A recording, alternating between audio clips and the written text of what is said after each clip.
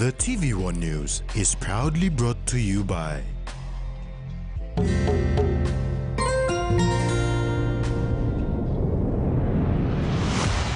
BSP, our bank, our people.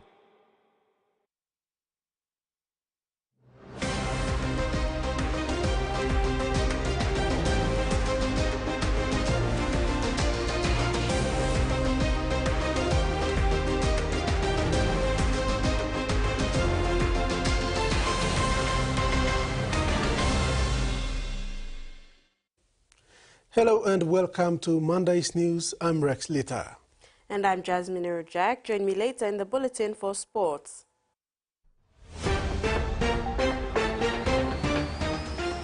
In this edition, Marape opens PNG Investment Week in Sydney, compensation deals signed, and Simbu Warriors raise concern.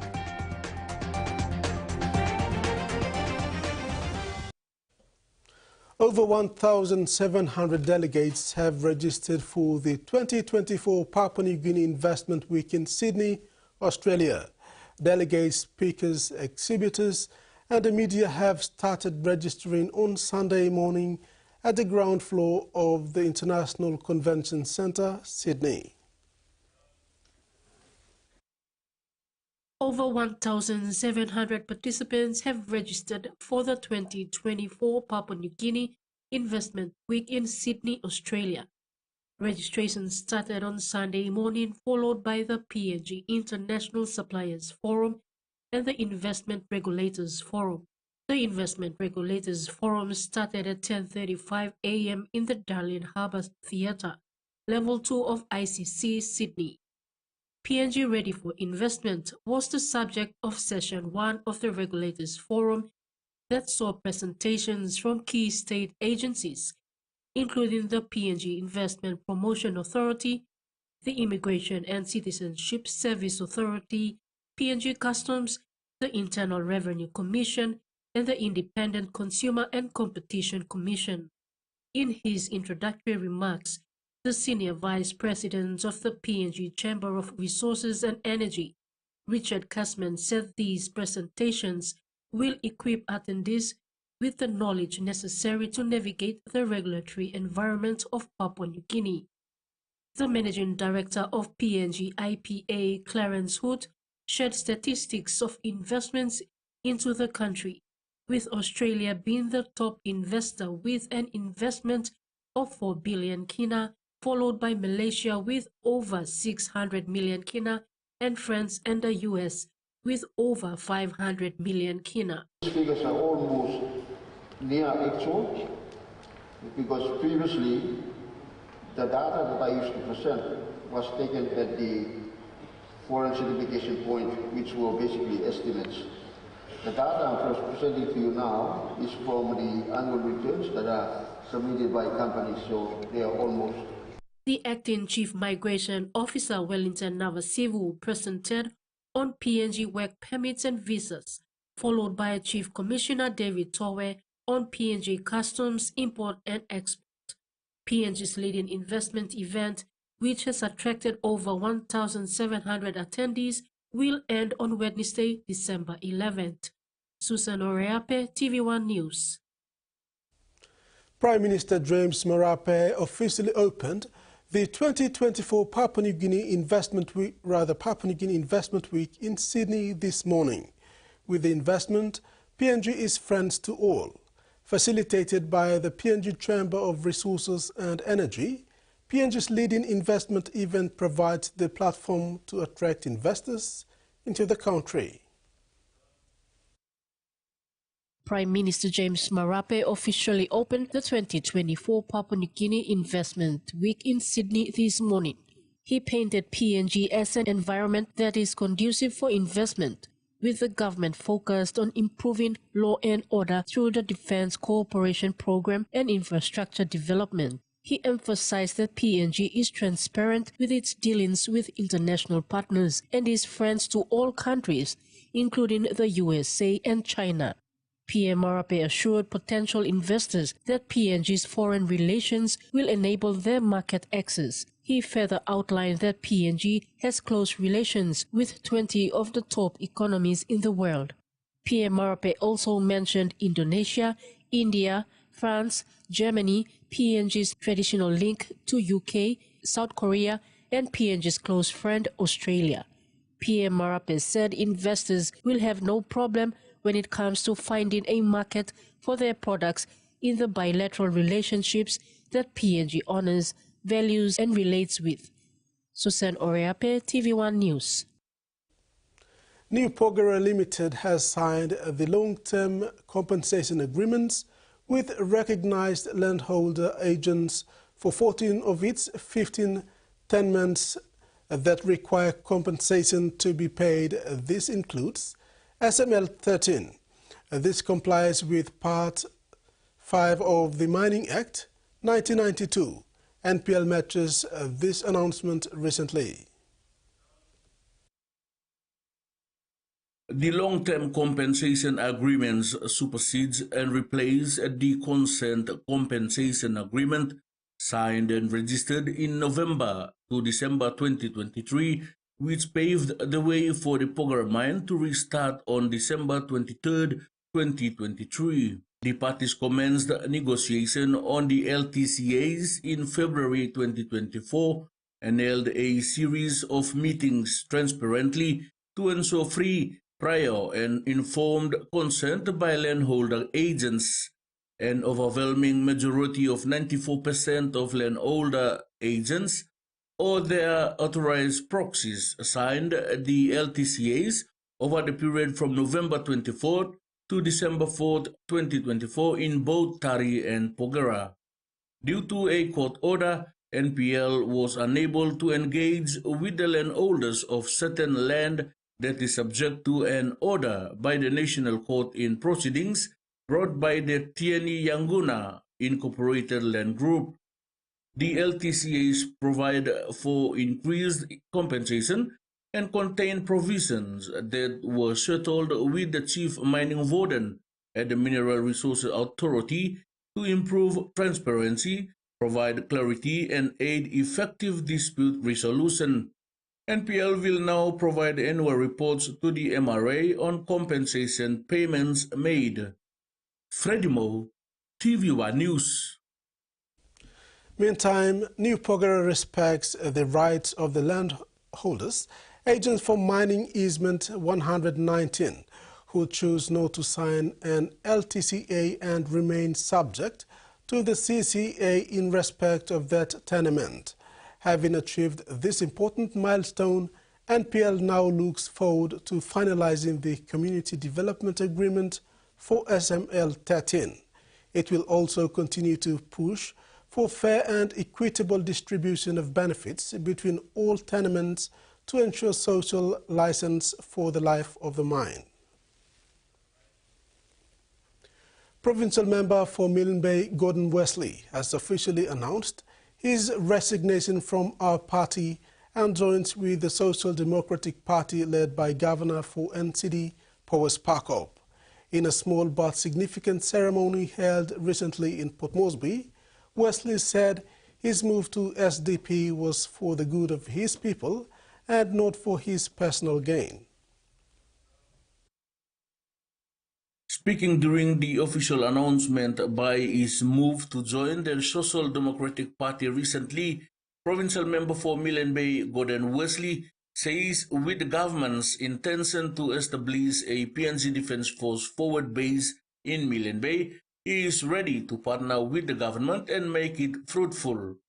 He said since the Minister for Defence, Dr. Billy Joseph, is part of SDP, his move was to strengthen the decision by the government and allow the PNG Defence Force to set up their base. So it's timely, and I think the move I'm taking, I've got nothing against any of my colleague MPs and my former party members and friends. We're all buddies when we're all in the government. Same house. Yes, in the same household. I'm just moving in to work closely with in the same party line with the Minister for Defence. Leader of SDP and Governor for NCD, Powers Parkop, accepts the move by Wesley and assured him of the support the party will put towards the establishment of the PNG Defence Force forward base. Moved by the governor, I want to see it in that respect, that is to stabilize politics or leadership at the national level, get us to focus on doing the real thing, and that is to run and manage the affairs of our people, both at the national level and the sub-national level. SDP, we are a party that is a stable party. Deputy Leader of SDP and Minister for Defense, Dr. Billy Joseph, also commended Wesley for his decision and clarified that his move was not to topple the Marape-Rosso government, but to work towards the goals and visions set by the government under the leadership of Prime Minister James Marape. Right now, we will be focusing on the 3rd Battalion in Hela, and once that is done, our next focus will then go down to Milne Bay. The site in Milne Bay where the naval base will be built is not a new site. It was a site that was used in the Second World War in 1942 to 1945 by the Allied forces. The Battle of Milne Bay, the Coral Sea, the Battle of the Coral Sea, the Battle of Kokoda, and all these different battles were fought out of there. The submarines and aircraft carriers were also there. So it's a very ideal location, and we will be working with our bilateral partners, especially the US and Australia, to make sure that that critical infrastructure is built. The move by Wesley now brings the total number of SDP members in the coalition government to 7. Freddie Mo, TVWAN News. You're watching TVWAN News. After the break, ICAC launches strategic plan and Como Township development.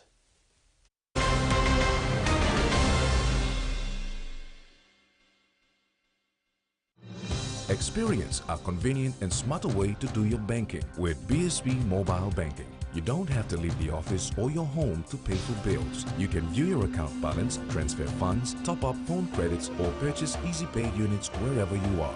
Visit your BSB branch today to register now for BSB Mobile Banking. BSB Mobile Banking, the smarter way to bank.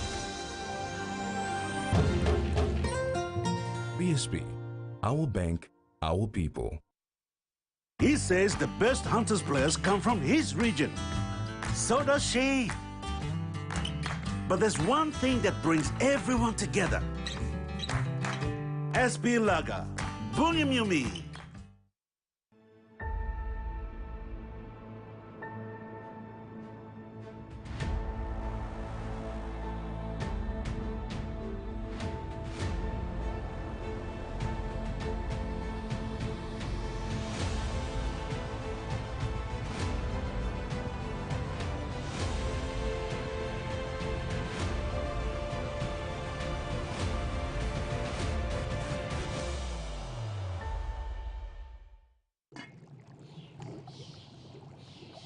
Hiya, Mama. You wait time, but me add him special flavor. Put in more flavor, put in more taste.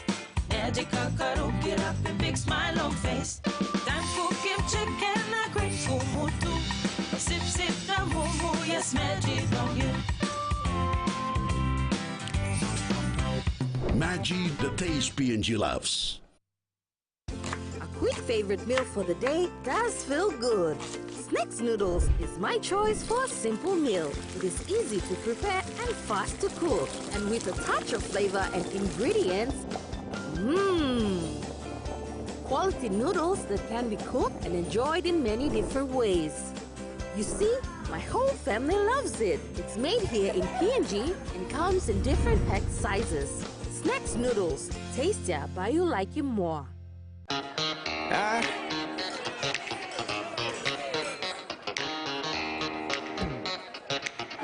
Superstition ain't the way. No, no, no, no.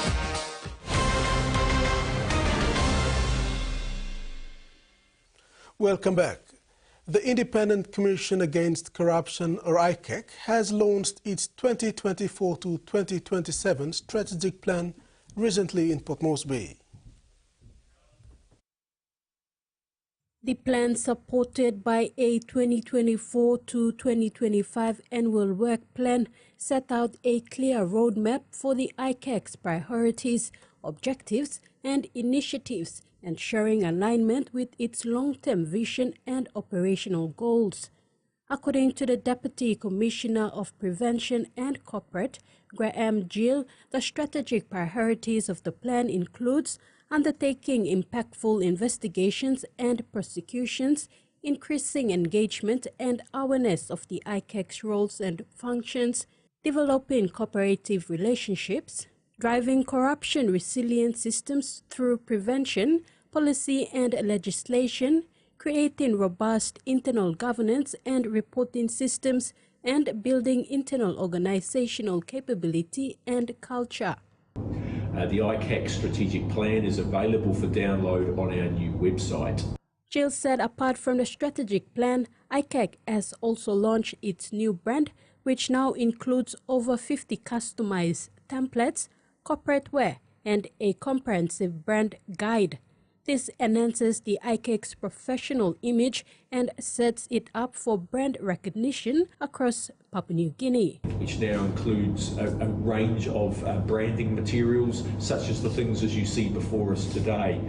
This enhances the ICAC's professional image and sets us up for brand recognition across PNG. When people see the ICAC logo, they know exactly who we are and what they're dealing with. Meanwhile, Gill announced that ICAC had also launched its new website. This modern user-friendly platform is a vital step forward in enhancing transparency, accessibility and engagement with the people of Papua New Guinea. The website serves as a central hub for information about ICAC's mission, initiatives and resources, making it easier for individuals to connect and learn about the Commission's work. Really proud to announce the launch of our new website, www.acac.gov.pg. This modern, user-friendly platform is a vital step towards enhancing transparency, accessibility and engagement with the people of Papua New Guinea. You can access the website using the QR codes that you have been given today. Designed with our stakeholders in mind, the website serves as a central hub for information about the ICAC's mission, initiatives and resources, making it easier than ever for individuals to connect with us. The recent Como Hela Festival in Hela Province turned into a vibrant cultural celebrations, drawing participants and spectators from across the highlands. The event resembled a preview of Papua New Guinea's upcoming 50th independence anniversary, with festival goers celebrating unity through culture. This year's festival saw a significant increase in participation, with 62 cultural groups taking part compared to 27 last year. Festival chairman and Como LLG President Charles Haluya commended the increased participation and described the event as a milestone for the community. 3 live bands entertained a massive crowd ahead of the main program. Despite logistical setbacks caused by a shortfall of jet fuel for the chopper, preventing key guests like National Cultural Commission Executive Director Stephen Kilenda from attending, the event proceeded smoothly under a strong security presence from the police and defense force. Speaking on behalf of Kilenda, NCC Research Manager Alex Puki commended the festival's organizers for showcasing Hela's cultural pride.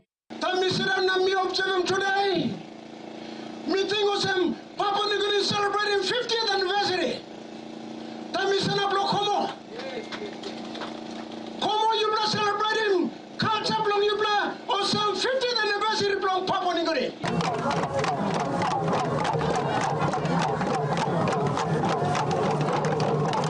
Puki assured the crowd that the NCC is committed to supporting future cultural events with plans for an even bigger celebration next year during PNG's 50th independence anniversary.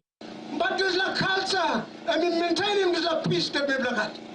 Lig, Bella Ting Saxim, me plaza fight, 1-1-2 so. Otherwise, police, leader and talk, me look him changes come on this place. Boss Blomito told him, President Blom, come on LLC. Next year, we will work him bigger and better. And so, me like assuring from the office of Executive Director, Mr. Stephen Henop Kilanda, National Cultural Commission, we will try and work him bigger and better next year. Time Papua New Guinea celebrating 50th anniversary. The Como Health Festival not only celebrated cultural traditions, but also reinforced unity and peace in the community, setting the stage for an even greater celebration in 2025. The National Cultural Commission's committed to supporting such events underscores the vital role culture plays in building a strong and united Papua New Guinea. Meantime, the Como Hela Festival became the backdrop for a historic announcement as Dr. Paul Gende, Strategic Planning Advisor and CEO of GGP Consultants, officially launched the Como Township Planning Initiative. This marks the first step towards transforming Como into an industrial town, a move hailed as a game changer for the region. Dr. Gende emphasized the critical need for proper urban planning in Hela, noting that while the province has gained prominence, it lacks adequately planned towns.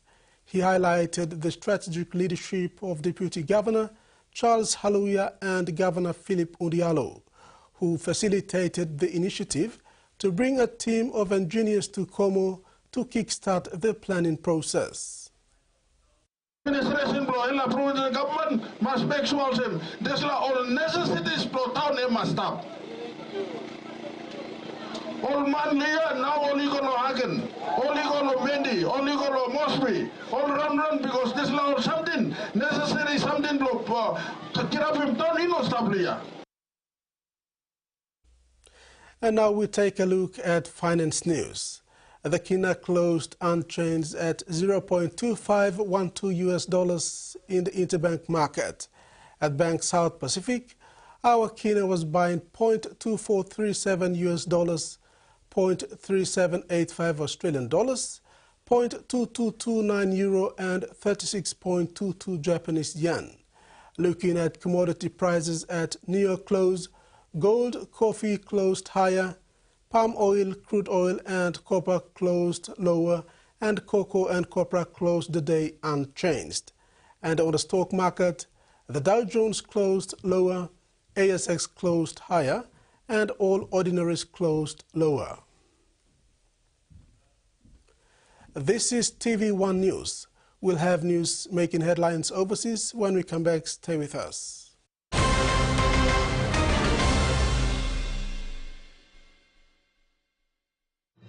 Experience a convenient and smarter way to do your banking with BSB Mobile Banking. You don't have to leave the office or your home to pay for bills. You can view your account balance, transfer funds, top up phone credits, or purchase Easy Pay units wherever you are.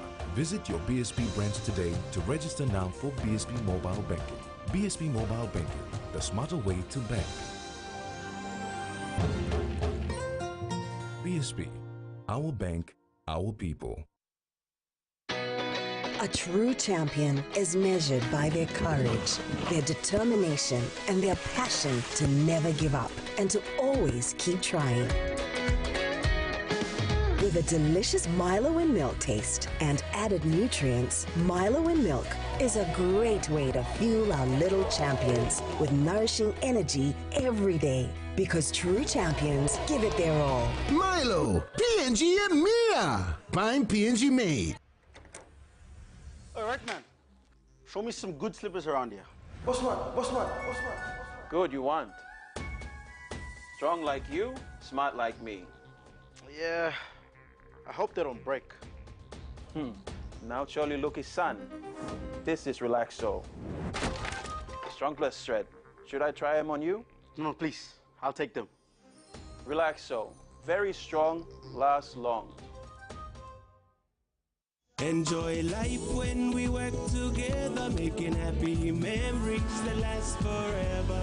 Haren talk young or old, a scale rice family meal with talk. We'll bring out the smiles, cause it's a favorite by miles. Seni sigolo scale rice, low scale price. Seni sigolo scale rice, low scale price. But you like him?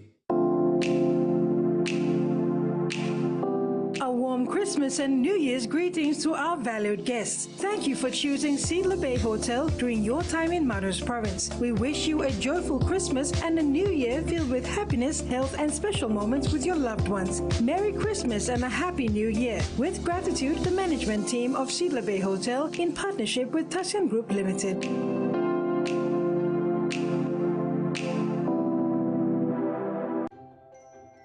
Noelle, you're my best friend. What do you think I'm going to let you set up for your big grand opening all by yourself? Grand opening. I'm excited. I'm sorry, the shop is closed. But your door is open. Did you see a man leave my shop? A man? Yeah, white hair, white beard, kind of chubby. Everything that's happened to me over the past few days has been truly a gift. From this paintbrush to meeting you. That's crazy. I mean, this is like military. You want to fight with me? This is gonna be a rough 5 days. I'm Jimmy Smith, a professional mixed martial arts fighter and former math teacher from LA. I don't need a warm-up. I'm set. I'm Doug Anderson, an Iraq War veteran and rookie fighter from New Jersey. This is our Fight Quest. Watch Fight Quest, only on Fight Sports.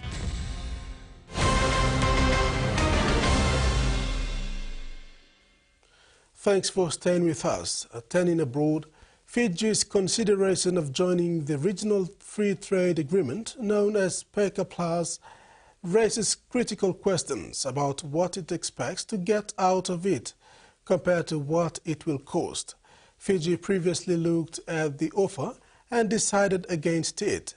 Fiji says the PECA Plus agreement undermines emerging industries in Pacific Island countries, especially those like Fiji and Papua New Guinea, that have established industrial sectors and is hardly the basis for a claimed development agreement. When a group of Bangladesh students moved to Darwin for university, they pictured coming to a country that was safe. But life changed when one of their mates was killed in a violent break-in at their share home in 2023. The ABC has spoken exclusively to some of the group who are still trying to make sense of the Australian dream.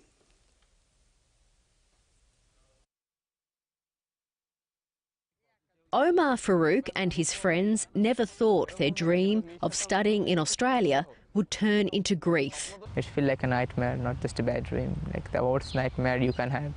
In May 2023, Ishfakur Rahman, or Sifat as he was known, was killed in a violent break-in at their share home in Darwin. A 30-year-old man has been charged with his murder and aggravated burglary and will face trial next year.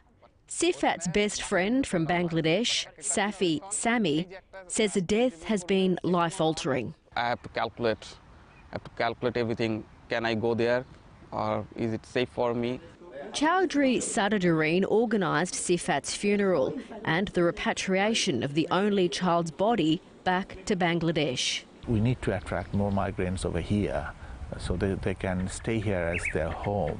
And for that, one of the most vital things that had to be ensured is the safety. Charles Darwin University has just opened a new city campus. Its Vice-Chancellor says improving community safety is vital to its prosperity, announcing a new shuttle bus service between campuses to keep students safe. I talk to international students quite often, and they are regularly victims of crime in the territory. Sifat's mates thought about leaving Australia after the death, but have chosen to stay on for their friend. With two boys, with come thousands of kilometers, with two bags and so many dreams, we can't let his dream die. So we're going to try our best. Keeping an Australian dream alive through the pain.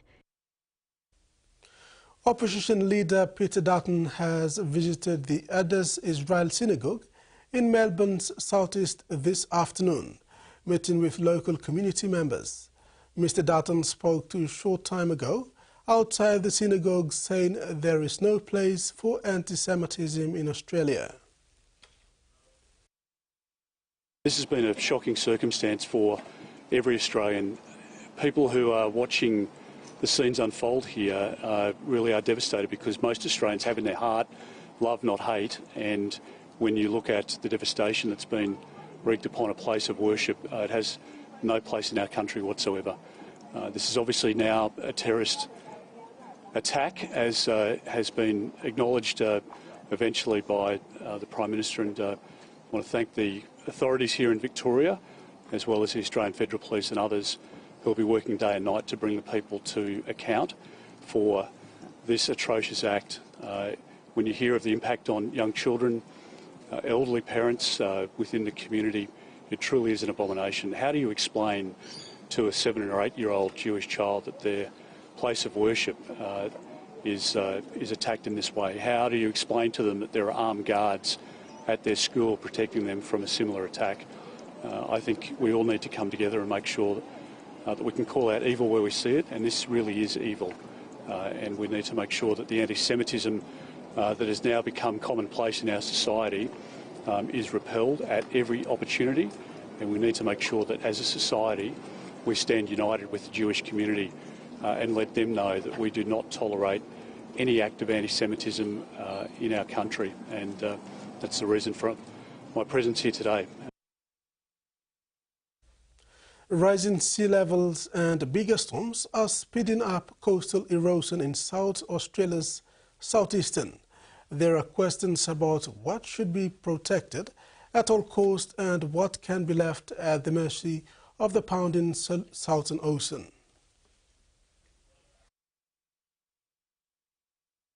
Waves have constantly pounded the spit of land that the Robe obelisk sits on since it was built almost 170 years ago.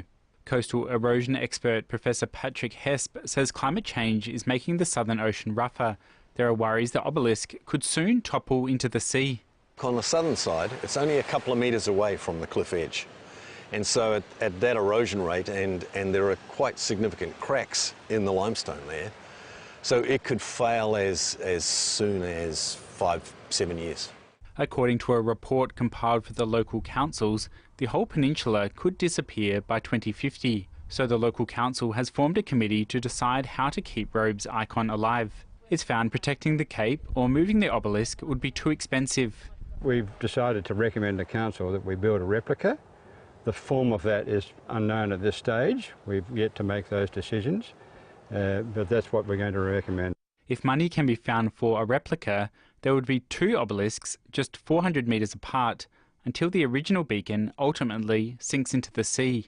Certainly no intention that Robe's ratepayers foot the bill, and of course once we have a known concept we'll be able to also seek grant funding, which will be very helpful as well. It's an idea supported by locals, with the obelisk and its colours featuring all over businesses and sporting clubs in Robe. It's the football colours, it's the obelisk that's iconic. Robe is red and white, yeah. Government funding so far has focused on protecting houses and businesses like these at Kingston South East. Councils have had to pay for sand dredging and protecting assets like this caravan park at Southend, where operators Claire and Jack Hubbard have had to give up some of their land to the sea because of erosion. Ms Hubbard would like the state or federal government to step in to help in the battle against Mother Nature.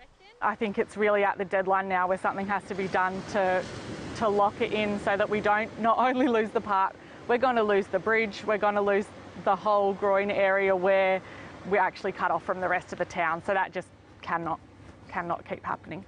Down the road at Beachport, locals want natural assets protected too, like the Pool of Siloam that could become part of the ocean within 20 years. Life does change, things evolve, and maybe that's what will happen, but it would be very sad for the town.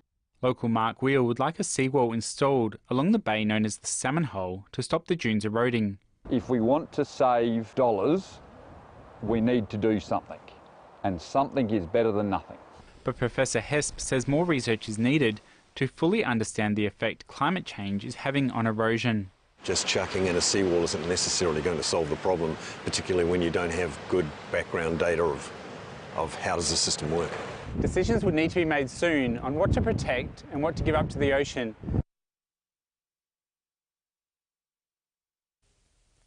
Palau's President Surenjal Weebs Jr. is inviting the United States-elect President Donald Trump to visit the Pacific to see firsthand the impacts of the climate crisis. Palau is set to host the largest annual Pacific Leaders meeting in 2026, and the country's leader says he would love Trump to be there. He said he might even take the American leader, who's often criticized as a climate change denier, snorkeling in Palau's pristine waters and see the impacts. The Pacific needs the United States, China, India and Russia to be the leaders to make sure that things are on track.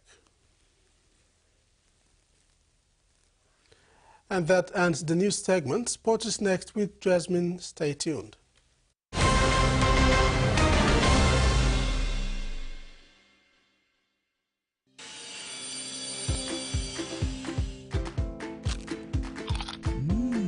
Right across the nation, we eat snacks crackers.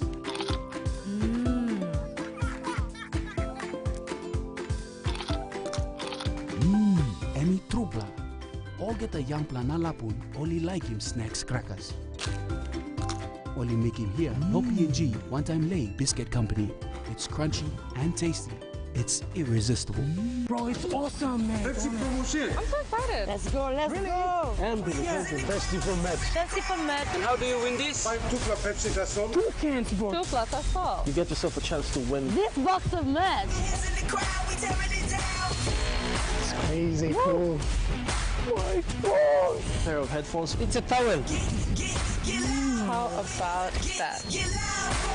Cooler box. Yeah! In its first 10 years, the PNG LNG project has had a long-lasting impact, contributing more than 28 billion kina to the state of Papua New Guinea. Equity distributions are paid to KPHL and MRDC based on the interest they hold. Tax is paid to the IRC, while development levy and royalties are paid to DPE. For more information on direct and indirect benefits, visit PNG EITI's website.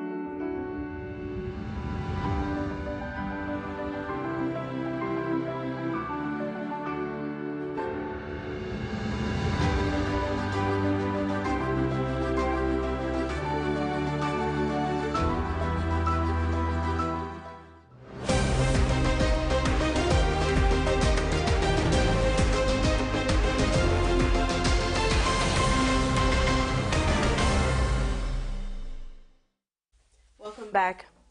Only goal to veteran couple Alwyn Komolong against Solomon Islands development side has given PNG their first win in the Melanesian Spearhead Group Cup 2024 in Honiara, Solomon Islands early this afternoon. It was a tight contest from the onset from both sides, but PNG managed to come home with the win. In the end, it was the reliving win for the couples who performed below par in the recent FIFA World Cup qualifier in Port Moresby. While it is a positive start to the competition, PNG couples will be expecting strong matches from the Solomon Islands senior team, Vanuatu and Fiji. Both Solomon Islands and Fiji have beaten PNG in their last meeting. Tough matches await PNG. PNG couples meets Fiji on December the 15th for the second game of the competition. Young Bernice FC registered their first win over resilient Tarangao FC in the Women's Conference Soccer League Southern on Saturday at the PNG Football Stadium. Their 3-2 victory puts them in the winner's circle along with Hekari United and Allies FC. Following the one-sided affair between Hekari United and Pom Souths, which saw Hekari United trust its opponent 16 goals to nothing, the Pauline Tukarau-led Bernice FC showed their class that they belong to the big league. Bernice FC had a slow start to the game that gave an advantage to the opposition Tarangao FC. Capitalizing on the opportunity given, Tarangao booted 2 goals through Janasa Master and Christina Willie to take an early lead. Down by 2 goals, Bernice FC did not give up their chance, trying to improve in every play. The efforts and resilience to stay in the grind was rewarded when Hope Arua slaughtered the first goal and gave her side a reason to stay in the race. The equalizer from Fatima Bia was the turning point in the contest as Bernice FC knew they had a chance of winning. Bernice FC kept the momentum rolling in their favor and came up with a deciding goal through Takisa Noli. Young talented Bernice FC has picked up 3 competition points, but it was a promising sign for the newcomers Tarangao FC. While Bernice happily walked home with 3 competition points, it was a good learning experience for the young Tarangao outfit. The competition commenced on the weekend and will end on December 21st to conclude round 1 and resume competition after the festive season break. The finals are expected to be played starting 11th January. Rex Lita, TVWAN Sports. The Simbu Warriors Rugby League Board has raised concerns about the PNG National Rugby League competition bid rejection. PNG NRLC had announced recently that there would be no new edition for the 2025 Digicel ExxonMobil Cup competition and would remain with the 12 teams from 2024 season. In November 2024, the PNG National Rugby League competition announced that there would be no changes to the number of teams participating in the Digicel ExxonMobil Cup competition season 2025. This news did not go down well with the Simbu Warriors having their bid rejected for the 5th time, excluding them from the 2025 season. The Simbu Warriors Rugby League Board in a press conference held on Sunday aired their frustration that they have met all requirements and that they did not take the rejection lightly. They say the no only denies from them exposing their raw talents in the professional league competition. This is the 5th time that the bid has been rejected. What needs to be said is captured very well in the media statement. In a nutshell, since 2019, Warriors has been trying to come back the most vibrant team. But that re-entry had always been rejected. For whatever reasons, we don't know. Board member Martin Combry said they have worked with the Pathway and Performance Department to meet the requirements requested, only to be told there was no addition of new teams. The CBL Simbu Warriors were invited to present the bid to the PNG NRLC management on the 13th of October 2024. The bid and presentation were assessed under the criteria 1. Governance composition and administration model, pathway alignment with affiliates and associates in the local catchment, financial support, sponsorship, commercial viability, and club facilities. Combry stated that there was a detailed presentation to PNG NRLC management covering the criteria, however, were rejected. The board shared that many of their top players from the province have lost interest and moved to other provinces. When the bid was presented and the assessment was done, the reasons provided were that we did not meet the CBL Simbu Warriors did not meet the criteria that were listed earlier on for CBL Simbu Warriors to prepare. We met all the requirements. We were brought from the beginning, given provisional license, and told to prepare all this. We were brought all the way to the very end, and the board and management of PNG NRLC said, we will not expand the competition. This is irony.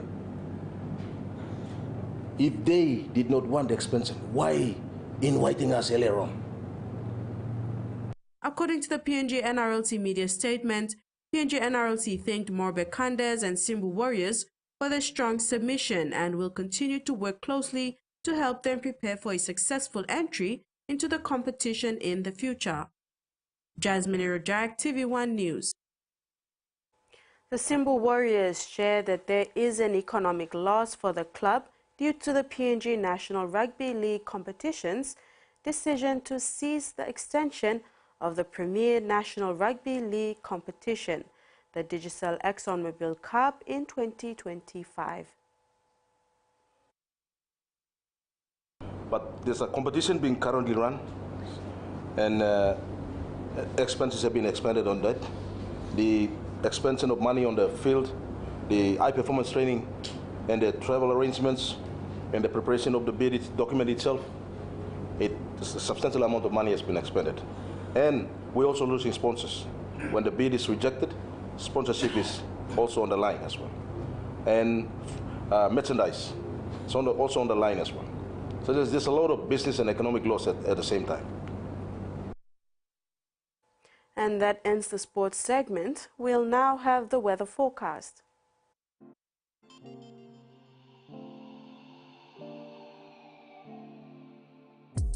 Southern, Port Moresby and Kerema, some showers and thunderstorms. Daru, mostly cloudy with some showers and thunderstorm.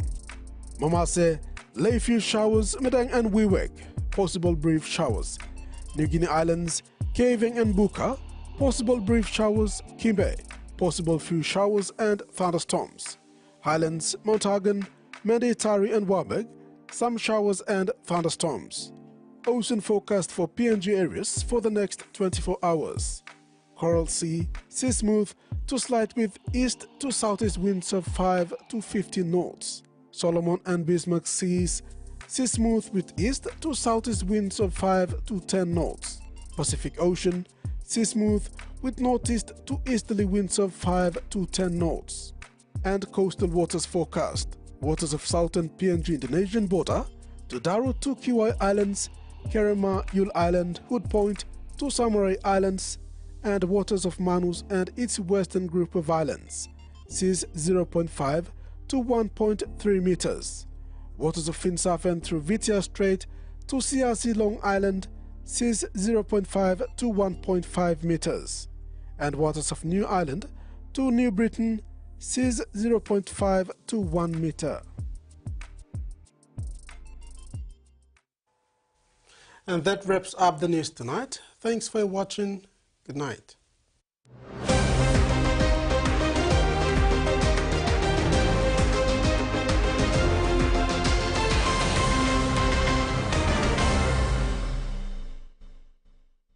The TVWAN News was proudly brought to you by